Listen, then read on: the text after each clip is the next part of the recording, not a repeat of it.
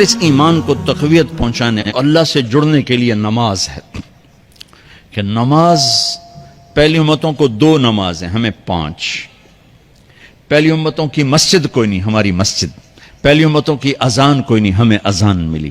اور اذان اتنا بڑا عمل بنا دیا میرے نبی نے کہ آپ نے فرمایا کہ اذان دینے والا قیامت کے دن سب سے اونچے مقام پر کھڑا ہوگا۔ حضرت علی فرمایا کرتے تھے کاش میں اللہ کے نبی سے حسن حسین کے لیے مسجد نبوی کی اذان مانگ لیتا، یہ حضرت علی فرمایا کرتے تھے۔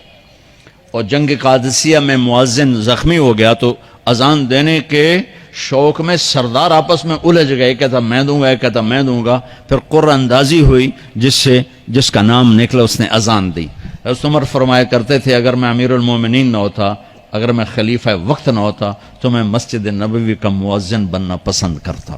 کسی کو اذان نہیں ملی، ہمیں اذان۔ پہلا مؤذن بلال بنا، پہلے مؤذن اللہ نے بلال کو یہ عزت عطا فرمائی۔ دنیا میں یہ ہے اور آخرت میں یہ ہے کہ میرے نبی نے فرمایا کہ جب جنت میں جانے کا وقت آئے گا نا تو جنت کی میرے لیے سواری لائی جائے گی، میں اس سواری پہ بیٹھوں گا تو اس کی جو وہ رسی ہوگی نا وہ ایسے نیچے گر جائے گی، یہ نیچے گرے گی۔ اس رسی کے یعنی اس کی جو لگام ہوتی ہے نا وہ نیچے گرنے کا مطلب ہے یہ ایسے نیچے گر گئی۔ اب نیچے گرنے کا مطلب ہے کہ اس کی ڈرائیونگ میرے نبی نے نہیں کرنی، کوئی آنے والا ہے، کوئی ڈرائیور آنے والا ہے جو رسی پکڑ کے چلے گا، کوئی کوچبان آنے والا ہے جو اس کو پکڑ کے چلے گا۔ رسی کا گرنا ایک انڈیکیشن ہے کہ کوئی نصیب والا اب آئے گا۔ جب آپ کی سواری کھڑی ہوگی، رسی نیچے ہے، تو اب سب کی گردنیں ایسے ہوں گی، کون، سب قیاس کر رہے کون۔ اللہ کی طرف سے اعلان ہوگا بلال کو بلایا جائے، بلال۔ تو بلال آپ کی سواری کی لگام پکڑیں گے اور آپ نے فرمایا کہ سب سے پہلے میں جنت میں جاؤں گا اور بلال میرے ساتھ ہوگا، میری سواری کی لگام پکڑے ہو جائے گا۔ تو ہمیں اذان ملی، کسی امت کو اذان نہیں ملی۔ ہمیں 5 نمازیں ملی، کسی امت کو نمازیں نہیں۔ 2 نمازیں، ایک فجر کی 2 رکعت، عصر کی 2 رکعت۔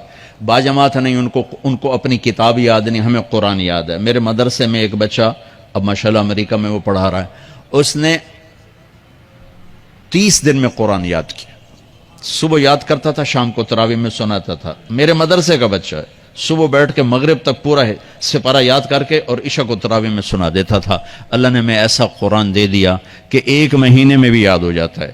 3 دن میں بھی ایک بزرگ نے یاد کیا، 3 دن میں قرآن یاد کیا۔ اللہ نے ہمیں قرآن کی دولت عطا فرمائی، پڑھنے کے لیے 5 نمازیں عطا فرمائی، تہجد کی نماز عطا فرمائی، اوابین کی نماز دی، اشراق کی نماز دی، چاشت کی نماز دی۔ نماز کے کتنے دروازے کھول دیے۔ اور میرے نبی کی آخری نصیحت تھی میری امت نماز نہ چھوڑنا، نماز نہ چھوڑنا، نماز نہ چھوڑنا۔ اور اس 14 صدی میں کوئی موقع ہے نماز چھوڑنے کا تو وہ میرے نبی کے نواسے کی کربلا کا ہے کہ جب ظلم بھی انتہا پر تھا اور مظلوم بھی اپنی آخری حدوں پر تھا، اور کائنات نے نہ ایسا ظلم دیکھا، نہ ایسے مظلوم دیکھے، نہ ایسی پاکیزہ ہستیاں دیکھی، نہ ایسے درندے دیکھے۔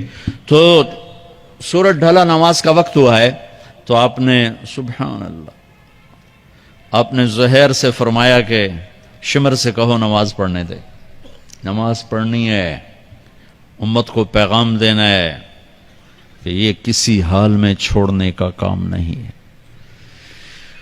تو انہوں نے آگے بڑھ کے شمر سے کہا نماز پڑھنے دو، انہوں نے کہا نہیں، نماز نہیں پڑھنے دیں گے، ہماری تلوار چلے گی۔ انہوں نے واپس آ کر کہا جی وہ کہہ رہے ہیں ہم جنگ نہیں روکیں گے، تلوار چلے گی۔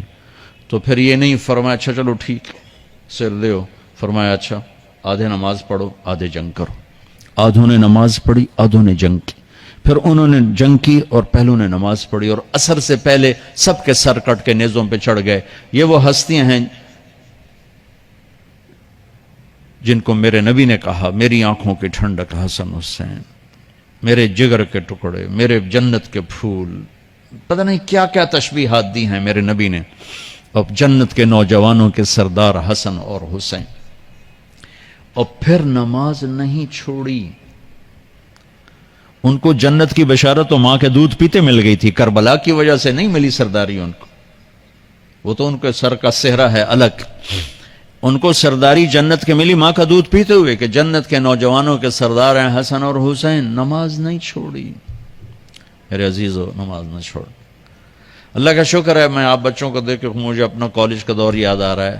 ہمارے دور میں ایک نعیم الدین صاحب گورنمنٹ کالج لاہور میں تبلیغ کا کام کرتے تھے، اور وہ اکیلے ہی نماز پڑھتے تھے، کوئی نمازی نہیں ہوتا تھا، اور کسی لڑکے کی داڑھی نہیں تھی، کسی لڑکی سوا سے ایک نعیم الدین کی۔ اب ہر کالج میں جائے داڑھیوں والے بچے نظر آتے ہیں، ٹوپیوں والے بچے نظر آتے ہیں، کوئی لڑکی کے سر پہ دوپٹہ نہیں ہوتا تھا، کوئی ایجوکیشن تھی۔ اب لمز جیسی یونیورسٹی میں بھی لڑکیاں پورے برقعے میں ہوتی ہیں، حجاب میں ہوتی ہیں، نقاب میں ہوتی ہیں۔ جہاں برائی کا گراف اوپر گیا تو نیکی کا بھی اوپر گیا، جہاں برائی کا لیول اگر بڑھا ہے تو نیکی کا لیول بھی بڑا ہے۔ اتنا بڑا میری نسل کا مجمع اللہ کی بات سن رہا ہے، یہ اس دور میں کوئی تصور نہیں کر سکتا تھا۔